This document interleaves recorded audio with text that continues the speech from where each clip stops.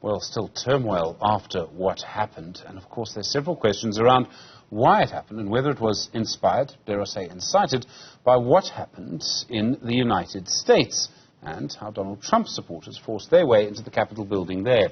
Graeme Codrington is a futurist at Tomorrow Today. Graeme, good afternoon to you. What we saw in Brazil is just so similar to what happened in the US almost exactly 2 years ago when Trump supporters stormed the building there. Did one event in the US inspire the other event in Brazil? I think it's obviously very difficult to distinguish cause and effect and correlation, but there's no doubt that in many places around the world, Stephen, we are seeing anti-democratic and typically right-wing forces really question the legitimacy of their governments and use violence as a way to try and get their way when the ballot box hasn't worked for them. And as you say, that started with Trump back on January 6th. And interestingly, there is a photo doing the rounds of that very strikingly dressed gentleman who was called the QAnon shaman, who was dressed in a headdress and sort of tattoos and war paint. And actually, there was somebody dressed almost identically, clearly copying the style in Brasilia over the weekend. So whether it's been done deliberately or just it's a growing right-wing development in different parts of the world, there's no doubt that there are similarities in what's happening in Brazil, America, and I think we might have seen a little bit of it here as well in the KZN riots a year back. I'll come to more on that in a moment, but you suggested that what happens in the United States has a big impact on the rest of the world, and I presume in other democracies. Why is the US so important there?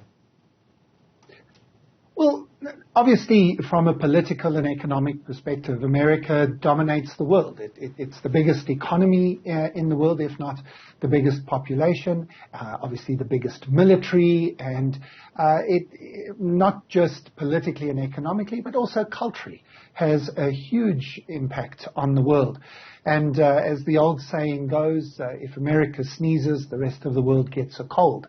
And I think that what we're seeing is that people around the world are looking to America. They might look at the economic policies of a country like America, and if something succeeds in America, they might try and emulate it elsewhere. If something doesn't work in America, they might then not try that in their own country, even if there are differences between America and them. And so when people have a look at Donald Trump in particular, who argued even before the elections that if he wasn't elected as president, there would be foul play. And he sort of even set that up even before the elections took place in the November. Then when he wasn't elected, he then, of course, went back to that and fueled people's belief. And I think some people genuinely believe what he's saying. I think other people are just opportunists trying to destabilize democracy. But people then said, well, if the election is being stolen from us, we're going to use other than democratic means to try and get it back. And the typical version of doing that turns into violence. So if we see it happening in America, and then one other thing is very important, Stephen, and that is we 2 years later, a few hundred of the people who actually stormed the Capitol buildings are in jail, and they're in jail between a few weeks and a few years, depending on what happened to them. But not one of the people who I think we can say we know for sure were behind organizing it. And this goes from Donald Trump to many Republican senators and leaders. We've got the evidence. The evidence has been heard in public. But they got sworn in just a few days ago, and they're sitting there in the Senate, in Congress, with no consequences. And I think that's maybe even a bigger thing that people have looked at, to say, well, if there are no consequences in America, a country that continually calls itself the greatest democracy or republic, but the greatest country based on democratic principles in the world, if you can get away with an attempted coup there, we might as well try it here. And I genuinely think that's what's happened in Brazil. I mean, you make such an important point about the lack of accountability, because one of the things we saw after what you referred to as the riots, the violence in KwaZulu-Natal in 2021 was also we have not seen consequences for the people who inspired, incited, organized and arranged what happened there, which then opens the door to the next question. Could it all happen again? I'm not saying that it will, but that issue of accountability really matters here.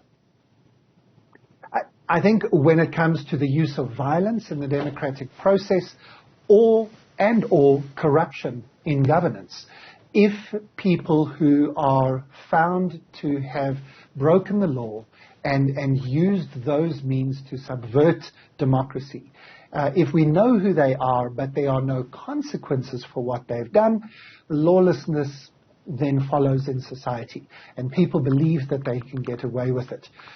There's many historians. You introduced me as a futurist. That is my title, but I read more history textbooks because, we're making scenarios about the future, but we can be clear about the past. And there's a lot of historians who argue that allowing Richard Nixon to just resign and move away, and then, of course, it was Gerald Ford who came in, and one of his first acts was to pardon Nixon. That just allowed corruption to fester in Washington. And that what we need is to make sure that people, even people at the highest levels of our governments, maybe especially people at the highest levels of our governments, need to face the consequences of things that they do wrong when they do them wrong. And I think that's something that's not happening anywhere in the world. We've seen violence in America and Brazil, but we've seen corruption in countries like the UK, for example, plenty of corruption. And then, of course, you can look at Russia and other countries as well. So I think that there's strong lessons for us to learn, and we can't, and I don't think we will here in South Africa, say it wouldn't happen here. I mean, right-wing populism has always been a force in many different ways. And we've seen it. You talk about what happened in the US with Trump. There's the UK and Brexit. Obviously, there are correlations there with Boris Johnson, the former Prime Minister. You can go and look at what happened in Italy. At what point does this sort of wave of right-wing populism come to an end? And would it really require something to change in the economy, perhaps a reduction in the inequality, to stop this sort of quite big, quite long, quite sustained wave of right-wing populism in many democracies? Sure, Stephen, that's a big question, and I know this is a news show, but I'm going to have to be a little bit of a philosopher to answer that question, if you don't mind, because I think, history tells you one way to end fascism is that you have a war, and twice it's been a world war, and that's kind of dealt with it in that way. So let's hope we don't have to get to that.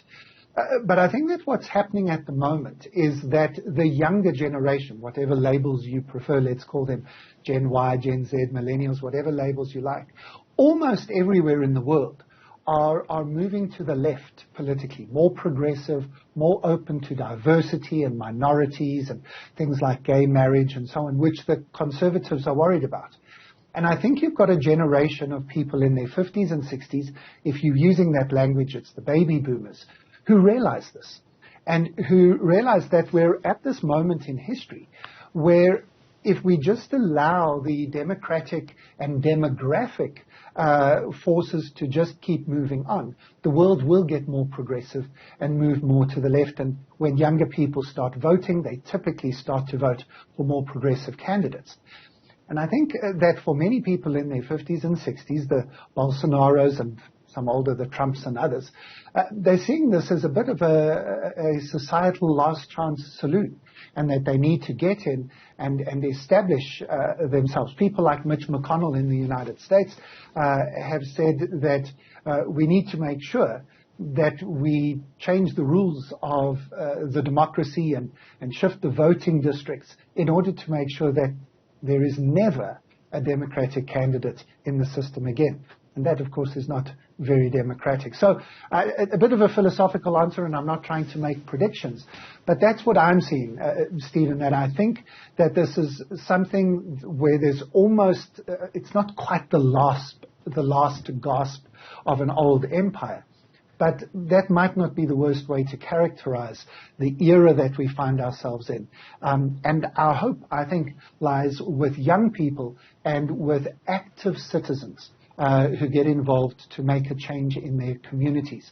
I think the message here is we can't wait for the politicians to sort this out themselves. Graeme Codrington, thank you very much indeed.